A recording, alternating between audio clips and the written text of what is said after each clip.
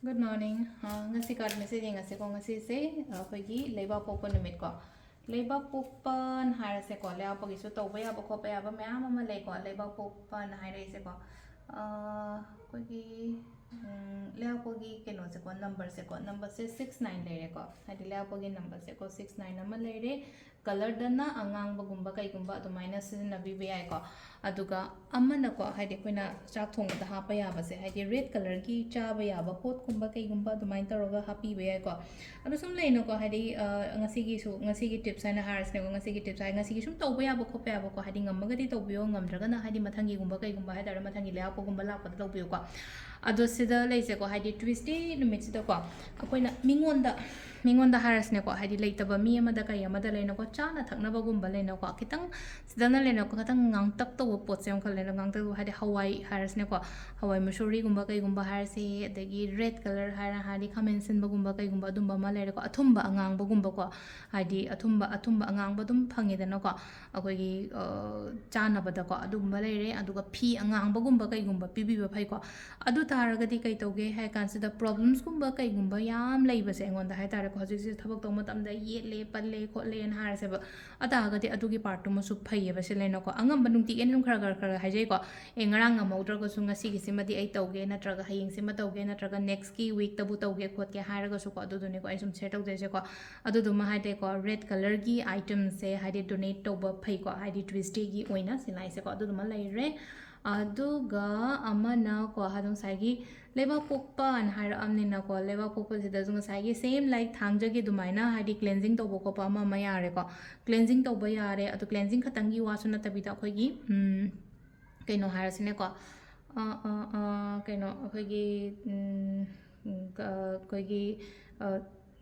rock sol gumba kai gumba hapaga ko hadi iru ja thopa khotok ama su yare ko du cleansing to basang sa ko long camphor kari kra adumba mai tha basu ko shugai de ko aduga nungai taba khota ba kai gumba lei na khala se ba ko nungai taba part me am du loi ne itho ko black pen am na loi itho ga ne ko hadi poto discard to thopi ko ba hadi shegai ra lang thoko ba dustbin da aina chalhaningi ba part me am du nungai ba part na te ko nungai taba part se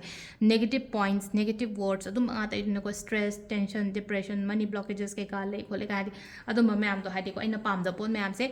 coelom अमूबम low इरनी कथलने कथल चेसे सिंकुप Sana शेगायरगा Hadi लंथोखिदोने SIM लेरेको अखोना तौब याबसेको अदुगा पैसा नुसा कई मतंग लासिनको हादी सगोन सेनबुदी खरा पीनादेको ngasi सगोन सेने अदुना Adana हाइन तरको अदु यारगदीको Hadi Tuesday गुम्बसुको Hadi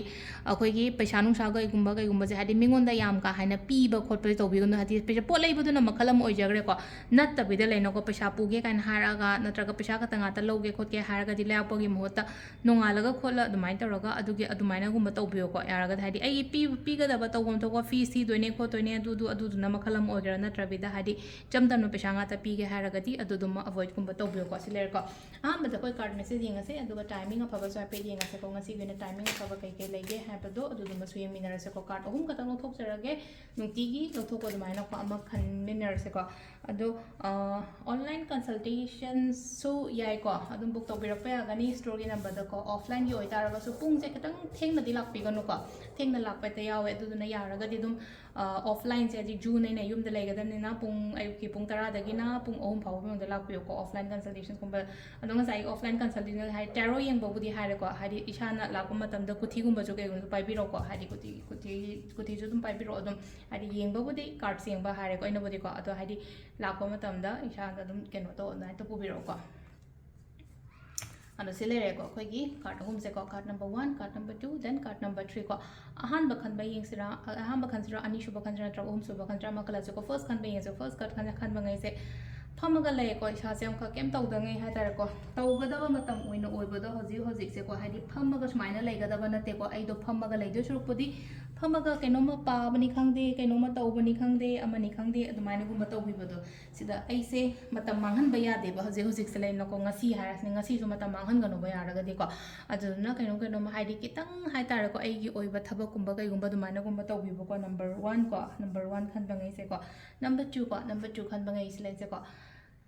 ngairaga laye kai kai no khara thaba inkhang gumba thabak tu su ngayo ngaidang ngai gono atopa topa su kai kai no khara yengo hadi ko ama da dum focus tawraga su lai gono ba te te ani hum thokna su yeng bi ba khopi ba mai tara ko number 3 ko Number 3 gisina sida laise ko ware makhak sida su leno kaino mangai ba matam da ware ba thaba inkhang bu ngai ra kari bu ngai no ama bu ngai ko ware wa matam se leno ko hadi energy ga jem ka tokning pa oin oi ba to pa ya de hai bisa hadi ai do give up kum ba to ai to osra si to do sur ko de ama to rasra ga na khalak ba timing du ne ba silai se ko adon nang smaina khan ba ya de nang yoram dai phangam dai sida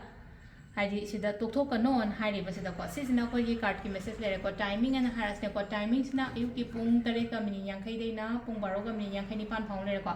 अदगी मो पुंग 2 का mini निफु दगिना 4 का mini कुमदोय फाउ लेरे को अदगी मो 3 का mini कुमदोय देना निपान का mini निफु फाउ लेरे अदगी 9 का मिनी यांखै निपान दगिना पुंग अमगा मिनी यांखै फाउ लेरे को सिजना अखोगी ngasiगी ओइना अफबा टाइमिंग को अदो सिदा लेरे कोई daily card message ma'am thank you